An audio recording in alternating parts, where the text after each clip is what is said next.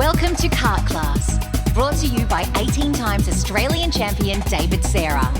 Kart Class strives to give kart racing drivers the fundamental driving skills, kart setup, and the mindset required to take you from beginner to winner. Your host, David Serra, has over 25 years' experience in kart racing and is the most successful driver in Australian history.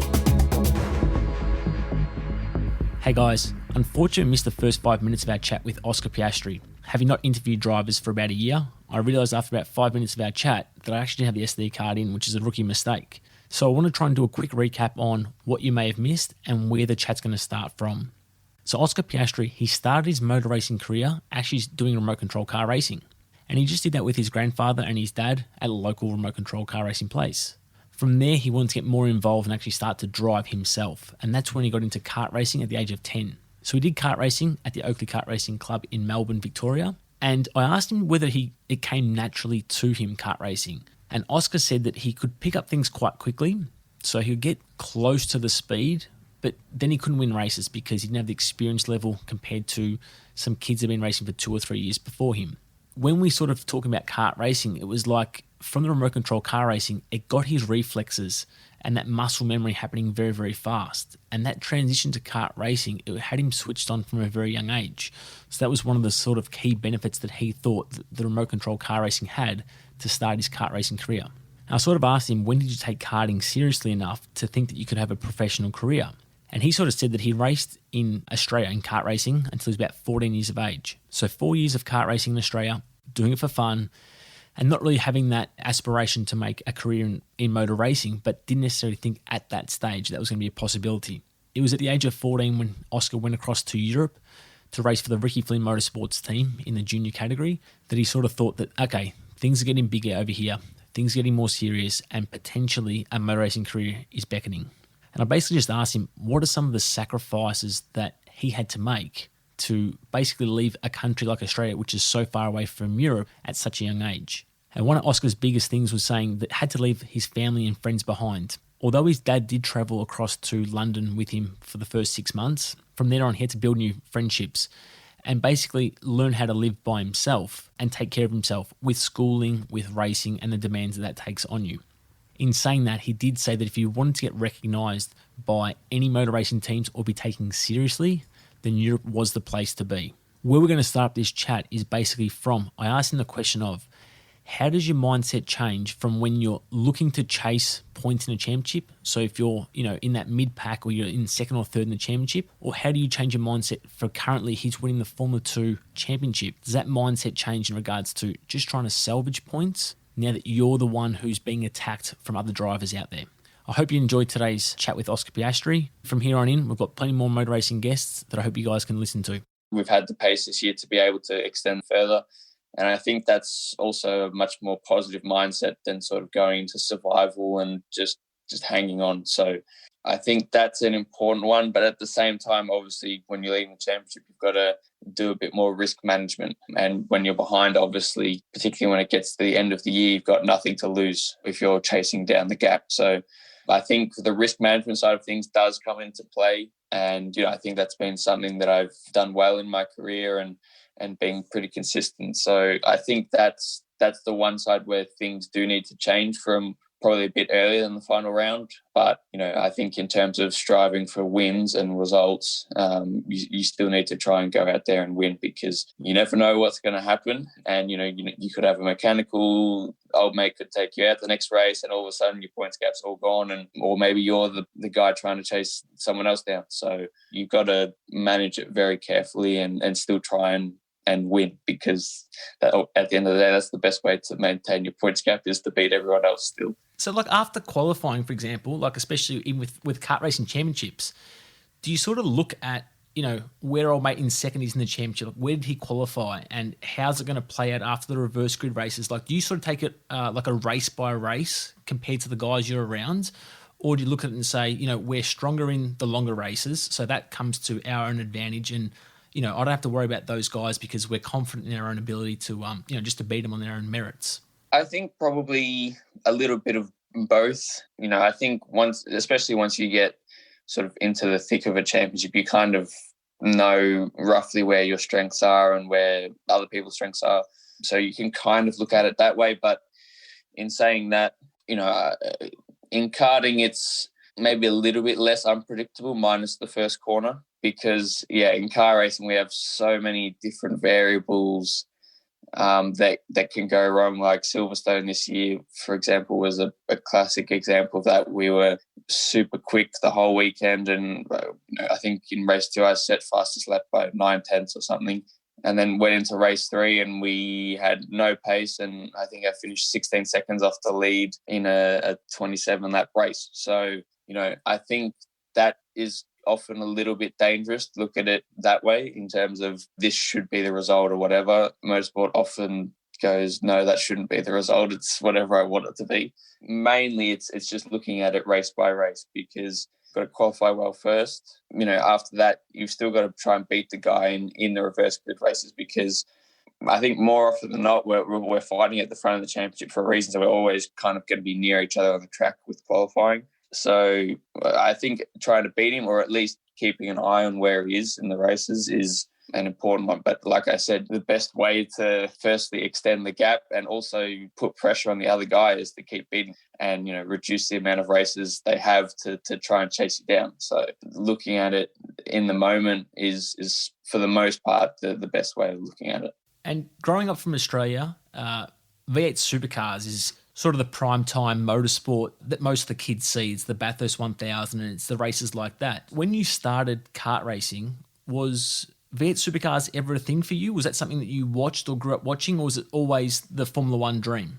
Yeah, I definitely watched supercars. And to be honest, I would say I watched it a lot more than F1. I think everyone dreams that, but obviously coming from Australia and, I think even just sort of the personality I have and the way I am, it seems so far away, because firstly, from a logistical point of view and distance point of view, it is a long way away. Yeah. But also, you just starting out in karting, you don't really think that's possible. They kind of seem like superheroes that have their own little world. Also didn't help that most of the F1 races are on at like midnight or 1 a.m. So I would say the F1 sort of dream, was there, but I was never... I never really knew if I wanted to chase it or not, because as I found out probably later in my racing career, there's a hell of a lot of other factors involved, which, for better or worse, are there, and you can't hide from them. And, one of the biggest things to try and get that dream is you have to go to Europe. There's no way around it. And often that means you have to go to Europe at a very young age, like myself, and you do have to sacrifice a lot of things. So I think in terms of the F1 dream, it probably I didn't want to start chasing it really until I actually first moved to Europe. Until that point, I think I just wanted to become a professional in motorsport. I didn't really mind which category, because driving a race car for a living sounds pretty cool to me. It still does sound pretty cool. Yeah. It didn't suddenly go, okay, now I'm going to F1. The competition over there is so tough, and there's still so many categories to go through to get to F1 that you never really know if it's going to be a realistic goal. And I guess that's why it's a dream, because sometimes at times it doesn't seem very realistic. And like you were saying about sacrifices, like, so you're a young kid, you're a teenager when you've moved from Melbourne to go to Europe. Did you have anyone else over there? Like, did you know people when you live over there, or for schooling? Like, how does it work for people that want to get across to Europe, whether they're from America or from Asia or from Australia? How does a kid go about, doing it themselves, basically? I mean, I don't think there's sort of one magical formula that works, but so, I can only really say what we did. And so I moved over when I was 14, I think. So January of 2016 with my dad I think he was there for the first 6 months or a bit longer. And, we were living in a pretty small flat. We didn't know anyone there. I was still trying to do school online, which, at the time was nice because it was a break from school, but kind of realized pretty quickly, even in that moment, and in particular with hindsight, that wasn't a sustainable way of going about things. So it's, it certainly wasn't this glamorous moving to Europe, making friends with everybody. It was tough, particularly when, we kind of went to Europe when I was still in karting, and, we didn't really know what the future held, whether I'd stay in karting a bit longer, go to F4 or whatever. And because at the beginning we didn't really know, how long this European adventure was going to last for. Yeah. Those first 6 or 7 months especially, I obviously had to leave my mum and my sisters at home and, all my friends. So it's, it certainly wasn't an easy challenge. And even now it's not a particularly glamorous lifestyle, as cool as it may seem. It's still super tough. Obviously now I'm older and a bit more independent. So, and because I've been here over now for I think 5 years, I've got more of a life here. So it doesn't feel so alien, I guess, because when I first moved, it did feel weird. But yeah, if you want to get to F1, you have to be prepared to take that sacrifice. I think Liam Lawson is another example of that. I think he probably moved to Europe. I was speaking to him the other day, actually. He said he moved, I think, 3 years ago, so a little bit later than me. But at least by the end of your karting career, or nowadays into F4, you need to move over to Europe, because obviously in Australia we don't have F4 anymore. Even if we did have F4, and when we did, you need to get in front of all the European eyes, basically, in motorsport. And if you want to keep going down that route, you've got to move there at some point. So why not do it earlier? It's just a sacrifice you have to make, and I think that's sort of the disadvantage, if you will, of coming from Australia is, you fortunately have to pack everything up and leave, which I think is probably part of the reason why we often do so well, because we know that how much we've given up for it. If any adversity comes our way, we can deal with it. Do you remember your first race car laps? So you've gone from karting, so you've gone from Australian karting into European karting with the Ricky Flynn team, and then you've gone into Formula 4. Do you remember what it's like going from a kart to being basically strapped into something you're not used to? Vision straight away, I imagine, is a lot tougher. G-forces, the braking. How does it sort of compare going from a kart into a race car? Yeah, it was a very, very different experience. That was also reconfirmed to me when I went back into a go-kart last year for the first time in a while. I think the first sort of thing that strikes you is obviously you've got seatbelts. You've got to do them very tight so you don't get thrown around, and also for safety, obviously, but mainly so you don't get thrown around in the car. Like you said, you can't see that much. You can probably move your head 30 degrees each side, maybe 45 if you're lucky, but there's certainly no looking behind. You've got mirrors, everything's big, it's loud, you got to wear earplugs. Someone talking to you? You've got someone talking to you for the first time, basically, too. Yeah, you got someone talking to you. So, it's a big step. And also just the experience of driving a car compared to a go-kart is much different. In some ways, it's actually more calm, particularly in the lower categories like F4, because the car's, it's quick on the straights, but relative to the size of the track, it's not particularly quick. So, the straights are a lot longer than karting. The corner sequences are happening much slower in terms of duration through corners, but obviously when you look at the speed you're doing through the corners, it's a hell of a lot quicker. I think the easiest way to find out just how quick you're going is when it goes wrong, and hopefully there's no walls around. That catches your attention, and in some ways, like I said, it actually feels a bit slower. I think compared to karting, there was much more of a sort of technique involved in cars. I think in karting, obviously, there's a lot of techniques involved, and you've got I think a generally good technique is to be smooth in karting. I think there's a few exceptions to that throughout the years, but in general, I think that's probably the best way of going about things. Whereas in F4 and any race car, really, you can't be throwing the car around, having it sideways all the time, particularly not with wings. They don't really like to be driven sideways. So you've got to learn how to brake completely differently. Yeah, it was a big step.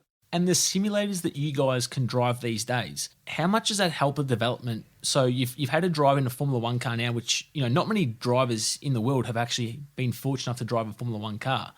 So what are your first laps like? And from the simulator training that you get access to, like how realistic are those things these days? In terms of the F1 sim versus the real thing, it's very, very close to being identical. I was actually blown away the first time I jumped in the real thing because I'd been in the sim, I think, a couple of weeks before and, jumped in the real thing. And once I got up to speed, I went, oh, shit, some of these things were actually happening in the sim, or most of these things. So obviously that's the pinnacle of how realistic it can get. But I think, even in F2, for example, we're working on the sim pretty hard most of the year to try and improve it. It's a little bit more tricky in like the lower categories because obviously in F1 the team builds the car themselves, so they have access to literally everything they want for the sim, whereas in all the other categories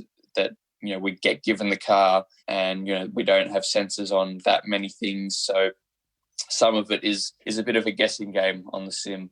So it's not 100% realistic, but it's, certainly helpful, maybe not necessarily for learning driving techniques. I think at the beginning it can be when you go from karts to cars because, you still have to learn how to firstly brake a lot harder than a go-kart and the braking shape. So in a single seater, it's different for whether you're in a V8 supercar or a single seater, a GT car, whatever. Yeah, but in a single seater, you have to smash the pedal basically when the brake pedal when you first hit it, and then slowly bleed off because firstly, you can't keep the same brake pressure as you're turning just because of the front brakes and you lock the inside front, but also because the most downforce is acting on the car when you hit the brakes or when you're at the highest speed. Naturally, the car can't cope with the same braking force at lower speeds. So I think in terms of stuff like that, the sim is a very good tool for developing that side of things. But I think once you get, sort of to the higher levels and you know how to drive a race car and you're competitive at and winning stuff, I think it's much more helpful for learning tracks. And, in F2 and F3's case, we get, I think, 6 days of testing through the year. And, they're in 2 3-day blocks. So it's basically 2 big tests at 2 tracks. And then we have 45 minutes of practice every weekend. And then we're straight into qualifying on a softer set of tyres in F2's case. So, you don't have much time to learn. And I think that's where the sim is really helpful in the lower categories. To be honest with you, the way the Pirelli tyres work, you get more or less 5 laps in practice because we can't do consecutive laps, not for performance runs anyway, not if you're trying to chase qualifying pace. And really those first 3 are the ones where the tyres are still possible to do a quick lap. So anything you can do to speed up that learning process and not, eat into those laps is critical. That's huge. Now I'll finish up. I've got a member's question here. Gabby's asked, what's the most important quality needed to be a successful driver? Oof, that's a very good question. I think, first of all, in karting being smooth, I think it's almost even, it translates well into cars as well because, you can't be coming into corners sideways, blocking the rears, just chucking the car around because it just doesn't work. You'll either end up with no tyres left on the car or from either overheating them or from being stuck in a wall. So that definitely does translate throughout the whole range. I think just working hard at it is still, regardless of any sport really, is still the number one thing that give you a much better chance. And, like I said, I could get on the pace pretty quickly from the beginning, but it took that extra year or 2 to finally get there.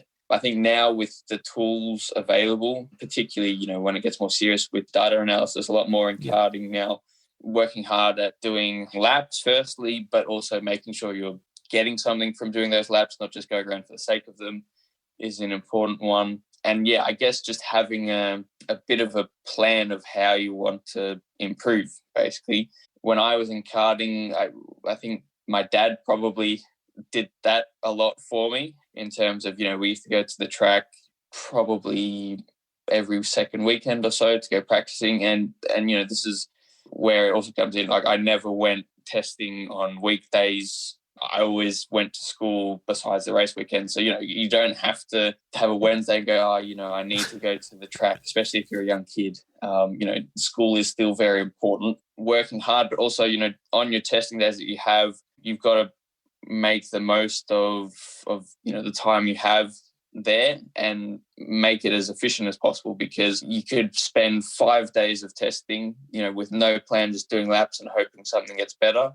Or you could do, maybe 2 days of testing, or, with somebody like yourself, having a coach there or whatever, have 2 days of testing, and, you'll probably learn the same amount if you attack it with the plan of, I want to test this axle, I want to, get better at driving this corner or whatever. And I think with data analysis nowadays, whilst it can be a little bit boring at times, I admit, it's the best way, and it's data. It's real. There's no doubt about whether it's, whether dad's looking at it from a different angle to someone else and, they're pulling a kart link here, kart link there.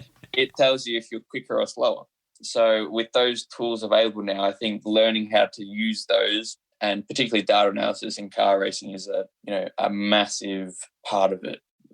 I guess it's a bit of the saying, work smarter, not harder. Yeah. You've got to put in the time, but also you've got to make sure that you're using your time well, because firstly, it's, you get up to speed quicker, which everyone wants. And secondly, it leaves a lot less head scratching and frustration, I guess. And, it's not always going to be a quick and easy process to try and improve, but it's going to be a hell of a lot easier if you attack it with a plan than if you go into things, just hoping for the best.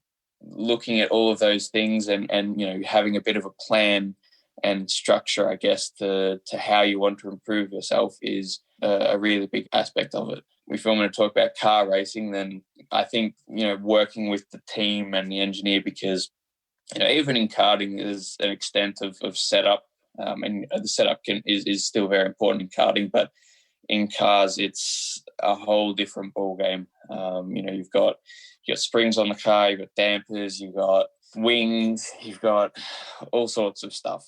So, making sure that you and your team communicate well. And, this all stems from being able to analyze data and having some planning and structure and stuff. In cars, that only gets amplified even more, because instead of being able to go to the track every weekend or whenever you want, you've got, like I said in F2, we've got 6 test days to try stuff. So we have to be structured about it, planned about it, and be able to work efficiently and not waste time, basically. So nobody on the grid is there from just talent. Even some people might say, look at Max Verstappen, he's a wonder kid who didn't need anything. That's not true at all. He still worked his butt off. I know some engineers that have worked with him when he first went into cars, and they said, he is obviously massively talented, and we all know that, but he's had to develop himself as well, and maybe not necessarily in the driving side of things, because I think he's probably one of the quickest guys ever.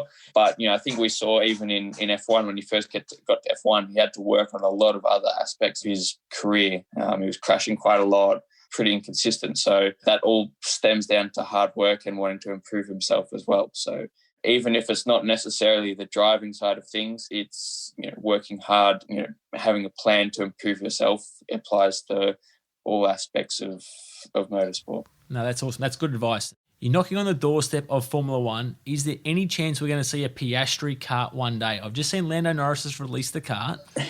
Could we see a Piastri kart one day? Yeah, I don't really know, because in karting, in Australia, I had some decent success. I think I won 2 state titles, finished on the podium in a couple of national titles, but I certainly didn't win everything.